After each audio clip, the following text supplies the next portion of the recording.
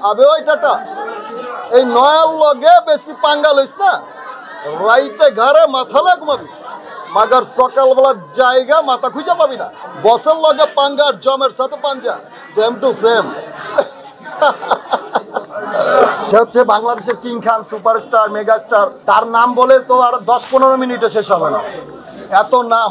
দরদ মুভিটা দেখছি, আসলে মাথায় আসে না এইভাবে। আচ্ছা শাকিব ভাই, সেই নামটার জন্য আপনি আলোচিত জুনিয়র শাকিব এবং আমাদের সুপারস্টার শাকিব খানের আপনি অবশ্যই জানেন যে সময় আপনি অসুস্থ ছিলেন সেই সময় কিন্তু শাকিব খান ঘুমায়ে কাজ করছে এবং অনেক সফলতা পেয়েছে। মানে এই ব্যাপারটা নিয়ে আপনার কাছ থেকে আসলে জানাই হয় নাই, জানতে চাই।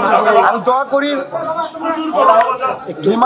আয়ারল্যান্ড নামে একটা যে করছে ভাই, বিজনেস ওপেন করছে, আশা করি অনেক দূর এগিয়ে গিয়েছেন। আর বাংলাদেশের অনেক বড় বড় সেলিব্রিটি পার্সন এবং অনেক নায়ক নায়িকারা কিন্তু হচ্ছে এই কোম্পানির সাথে জড়িত আছেন অ্যান্ড হচ্ছে ব্র্যান্ড অ্যাম্বাসিডার হয়েছেন। তো আমি শাকিব খান ভাইয়ের জন্য অনেক শুভকামনা অ্যান্ড দোয়া করি সে আরো অনেক দূর এগিয়ে যাক। এবং এই সময় এসে, কারণ আপনি শাকিব খানের ডায়লগ কপি করার পরেই কিন্তু আপনি আলোচিত সেই জায়গাটা, এবং এখন আপনি শাকিব খানকে আমার মতো হাজার সাকিবিয়ান আছে, আমার মতো হাজার ভক্ত আছে তার। সে হচ্ছে বাংলাদেশের কিং খান, সুপারস্টার, মেগাস্টার। তার নাম, তার পদবী আপনার তুফান, মানে ভাইজান। তার নাম বলে তো আর 10-15 মিনিটে শেষ হবে না, এত নাম। তো অনেক খ্যাতি পেয়েছেন ভাই। আশা করি যে বাংলাদেশের সর্বোচ্চ রেকর্ড করবেন শাকিব খান, বাংলাদেশের সর্বোচ্চ রেকর্ড করবেন সে যদি কোনোদিন দুনিয়া ছেড়ে চলে যায়।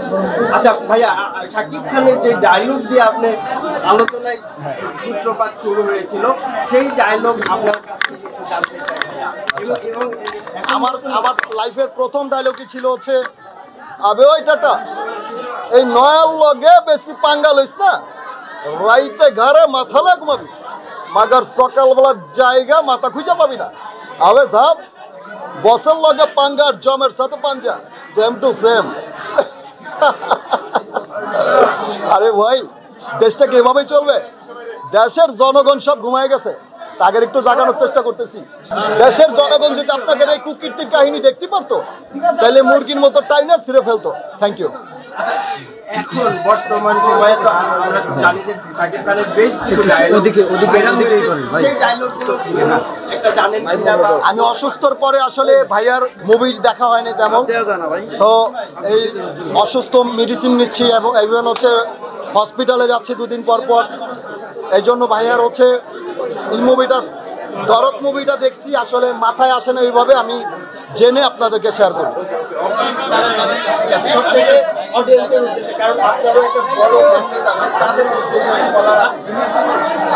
তাদের উদ্দেশ্যে একটা কথাই বলবো, আমাকে হচ্ছে সবাই সাপোর্ট করবেন, আমি যেন ভালো কাজ নিয়ে আপনাদের সামনে আসতে পারি। এবং পুরুষ নির্যাতন গানটা যে রিলিজ হয়েছে, এই গানটা অনেক মিউজিক অনেক ভালো হয়েছে এবং আমার কণ্ঠ নাকি অনেক গর্জিয়াস আসছে। যে মিউজিক কম্পোজার সে বলছে যে আপনার ভোকালটা, র্যাপ ভোকালটা হচ্ছে অনেক সুন্দর আসছে।